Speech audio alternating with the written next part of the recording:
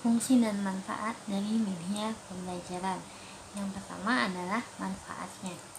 Ada beberapa syarat umum yang harus dipenuhi dalam pemanfaatan media pembelajaran di dalam PBM, yaitu media pengajaran yang digunakan harus sesuai dengan tujuan pembelajaran yang telah ditetapkan.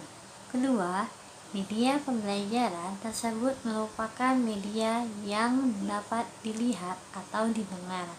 Ketiga, media pengajaran yang digunakan dapat merespons siswa belajar. Yang keempat, media pengajaran juga harus sesuai dengan kondisi individu siswa.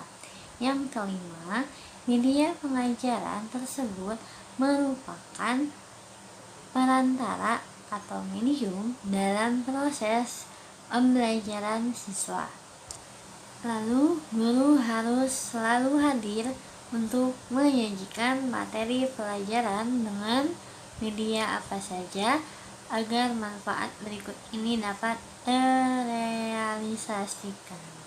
Yang pertama, meningkatkan rasa saling pengertian dan simpati dalam kelas. Yang kedua, membuahkan perubahan signifikan tingkah laku siswa. Yang ketiga, menunjukkan hubungan antar mata pelajaran dan kebutuhan dan minta siswa untuk meningkatkan motivasi belajar siswa. Yang keempat, membawa kesegaran dan variasi bagi pengalaman belajar siswa. Yang kelima, membuat hasil belajar lebih bermakna bagi berbagai kemampuan siswa.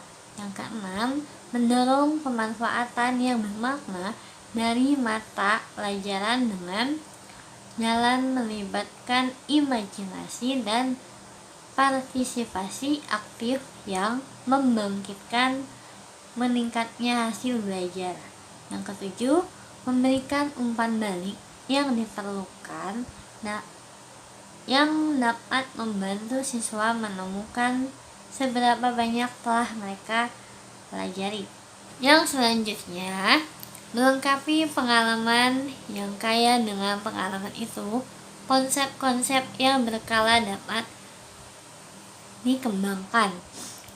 Dan yang terakhir, memperluas wawasan dan pengalaman siswa yang mencerminkan pembelajaran non-verbalistik dan membuat generasi yang tepat. Secara umum, media pembelajaran atau media pendidikan mempunyai kegunaan-kegunaan sebagai berikut. Yang pertama, memperjelas penyajian pesan agar tidak terlalu bersifat verbalitis atau dalam bentuk kata-kata yang tertulis atau lisan belaka. Yang kedua, mengatasi keterbatasan ruang, waktu, dan daya indera seperti misalnya objek yang terlalu besar bisa digantikan dengan realita gambar, film, atau film bingkai.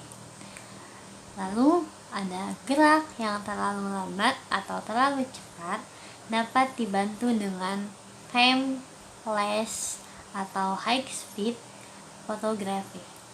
Lalu kejadian atau peristiwa yang terjadi di masa lalu atau di masa lampau dapat ditampilkan dengan gerak yang terlalu lambat atau terlalu cepat dapat dibantu dengan timeless atau high speed fotografi. Kejadian atau peristiwa yang terjadi di masa lalu bisa ditampilkan lagi lewat rekaman film, video, film bingkai, atau foto maupun secara verbal. Lalu, objek yang terlalu kompleks, misalnya mesin-mesin, dapat disajikan dengan model, diagram, dan lain-lainnya. Terakhir, konsep yang terlalu luas seperti gunung Merapi, gempa bumi, iklim, dan lainnya dapat divisualkan dalam bentuk film, film bingkai, gambar, dan lain-lain. Lalu yang selanjutnya ada fungsi media pembelajaran. Fungsi media pembelajaran kali ini terbagi menjadi dua. Yang pertama adalah sebagai alat bantu pembelajaran.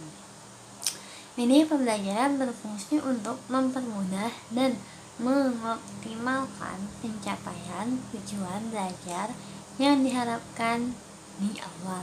Fungsi yang kedua adalah sebagai sumber belajar.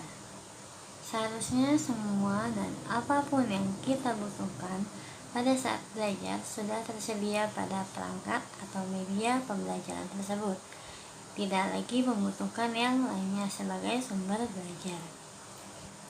Sehingga semua media pembelajaran dapat dikatakan atau dapat dijadikan sebagai sumber belajar apabila di dalamnya berisi materi lengkap yang dibutuhkan pada saat proses atau kegiatan pembelajaran.